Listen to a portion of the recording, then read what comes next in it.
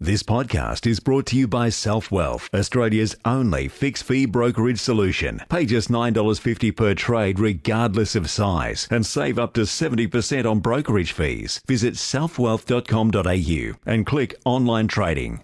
So, what do we do about this? Jacqueline told both the police and the Anti-Defamation Council. Joining us on the line now is the chairman of the Anti-Defamation Commission, Dr. Dvir Abramovich. Dr. Abramovich, good afternoon. Good afternoon, Tom. Good to be with you, and please call me Dvir. All right, Dvir. How common are these sorts of attacks? Look, this deplorable and unacceptable attack doesn't surprise me. It seems to me that anti-Semitic verbal abuse is becoming a fact of life in Australia, and it reflects also the data that we have that over the last 12 months, anti-Semitism has increased by over 10%. I hear about the ugly face of anti-Semitism rearing its ugly head almost on a daily basis. Over the last week, we've had two incidents similar to what happened with Jacqueline. So two others just in the last week? Two in the last week. Australia Day, a few women were walking in the city. They saw two men in work vests, and they asked them for some directions. And one of the women heard one of the men say, "effing Jew." A few days ago, we had an incident in Waverley Road in East Melbourne. A woman, I just spoke to her today, was called a bloody Jew at a restaurant. So this is becoming much more pervasive. It seems to me that anti-Semites and racists are feeling less inhibited, but expressing their vile racial slurs in public. And it's something that we have to denounce vigorously. It's quite concerning. Why do you think it's getting worse? Look, it's a good question. I think people in this atmosphere that we live today feel that they have the freedom to be racist. They think that freedom of speech means freedom to be hateful and to express their discrimination and their intolerance. We also have, of course, the influence of the internet. Think about the incident that Jacqueline described. You've got a young boy watching either his father and grandfather or somebody who's a role model for him behave in such a reprehensible way.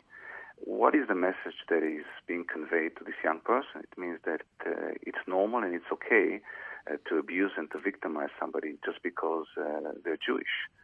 So we have a problem, Tom, and the Anti-Defamation Commission was set up to fight anti-Semitism and all forms of hatred about 40 years ago. I get that, but I'm just wondering, for example, there are a number of politicians in Australia who have signed up to the anti-Israel boycott, divest movement, BDS movement, saying that we should have sanctions against Israel. Yes. There are, arguably, because we have a lot more Muslims in the country now who historically, to be honest, a lot of whom do not like Jewish people, there might be anti-Jewish sentiments emerging from that quarter. I mean, I'm just grasping around for ideas here. Why do you reckon it's getting worse?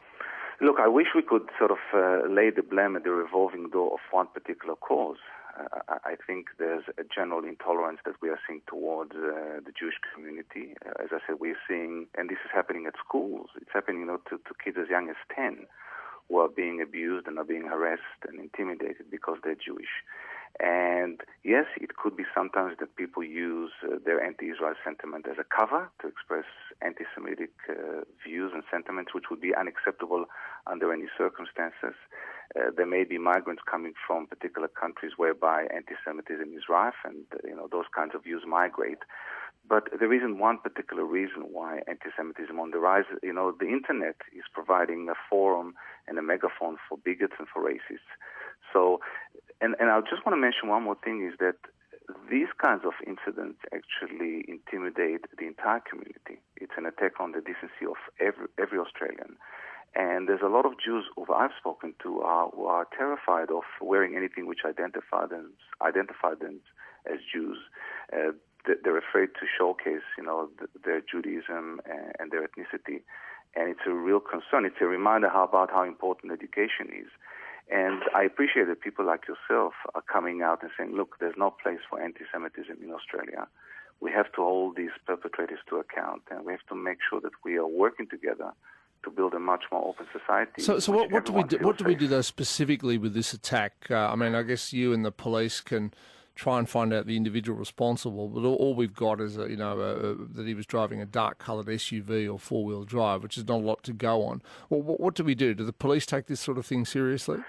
The police always takes these matters seriously, especially when they're religiously motivated. And let's not forget that often verbal abuse, we've seen it in many other incidents here and abroad, becomes physical abuse. Anybody who can express those views, that Hitler had the right thing, and you're absolutely right. There is nothing more offensive or deeply hurtful than saying to a Jew, especially in Melbourne, which is the highest concentration of Holocaust survivors per capita in the world, to say to them Hitler had the right thing is one of the most hurtful and one of the most terrifying things that can be said. So, we'll work with the police. We'll see if we can get some CCTV footage. Hopefully somebody remembers or maybe took down the plate. But I think, above all, we need to make sure that those individuals realize that they're out of step with every value of what it means to be an Australian. Yeah, I think that's true. Look, thank you, Dr. Abramovich, Dvir Abramovich there, Chairman of the Anti-Defamation Commission.